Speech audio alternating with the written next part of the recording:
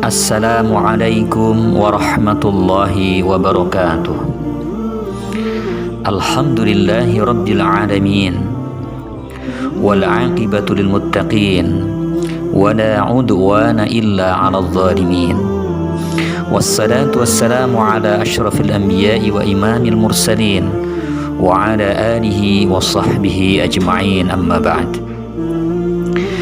Sahabat muslim yang dimuliakan Allah, jamaah kajian online yang berbahagia, kita bersyukur kepada Allah Subhanahu wa ta'ala.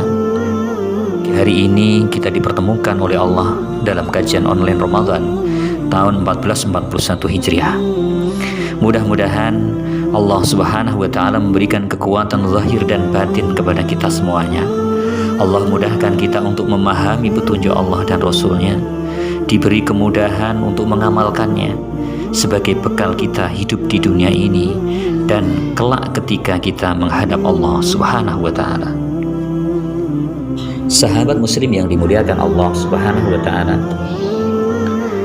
sebelum kita mengkaji tentang at-taubah atau taubat dan bagaimana agar taubat kita diterima oleh Allah Subhanahu wa ta'ala, terlebih dahulu mari kita mencoba untuk merenungkan firman Allah di dalam Quran surah An-Nur ayat 31. A'udzu billahi minasyaitonir rajim. Wa tubu ilallahi jami'an ayyuhal mu'minun la'allakum tuflihun. Yang artinya, dan bertobatlah kalian semua kepada Allah, wahai orang-orang yang beriman, pasti kalian beruntung. Nah, kata la'alla di dalam ayat tersebut pada asalnya diartikan mengharapkan sesuatu yang mungkin terjadi.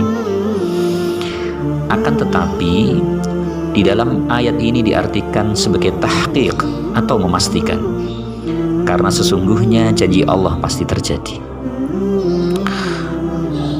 Di dalam surah yang lain, yaitu di dalam Quran surah At-Tahrim ayat 8, Allah menunjukkan kewajiban bertaubat dari semua dosa.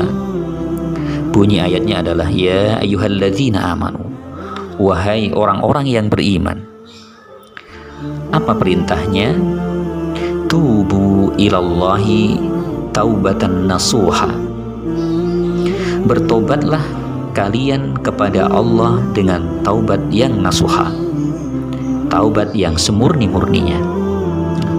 Dalam hal ini Umar bin Khattab radhiyallahu anhu berkata bahwa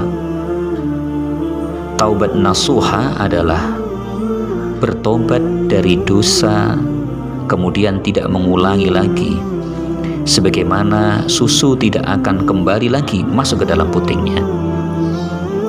Saudara sekalian, inilah dua ayat yang kiranya menjadi landasan kita untuk mengkaji tentang at-taubah atau taubat. Sahabat muslim yang dimuliakan Allah Subhanahu wa ta'ala, Imam An-Nawawi di dalam kitab Riyadhus Shalihin mengatakan bahwa at-taubatu wajibatun min kulli dzanbin. Sesungguhnya taubat itu hukumnya wajib dari segala dosa. Jika dosa itu terjadi antara seorang hamba dengan Allah Subhanahu wa ta'ala saja dan tidak ada hubungannya dengan hak orang lain, maka bertobat dalam hal ini harus memenuhi 3 syarat. Syarat yang pertama adalah ayyuqli'a 'anil ma'siyah, berhenti dari kemaksiatan, meninggalkan maksiat saat itu juga. Kemudian yang kedua adalah ayyandama 'ala fi'liha, menyesali atas kemaksiatan yang ia lakukan. Dan yang ketiga, ayyazima alla ya'uda ilaiha abadan, bertekad untuk tidak mengulangi kemaksiatan tersebut untuk selamanya. Nah, apabila salah satu dari 3 syarat tersebut ada yang tidak terpenuhi, maka tobatnya tidak sah. Nah, sahabat sekalian dimuliakan Allah, jika dosa itu berkaitan dengan hak-hak orang lain, maka taubatnya tidak sah kecuali setelah ia membebaskan diri dari hak-hak tersebut. Misalnya, jika dosa itu dengan cara mengambil harta orang lain, maka taubatnya tidak sah sampai ia mengembalikan harta tersebut pada pemiliknya jika ia masih hidup, atau dikembalikan kepada ahli warisnya jika telah meninggal. Apabila diketahui ia tidak memiliki ahli waris, maka harta itu diserahkan ke Baitul Mal. Dan apabila tidak diketahui pemilik harta yang diambilnya tersebut, maka ia sedekahkan harta tersebut atas nama pemiliknya.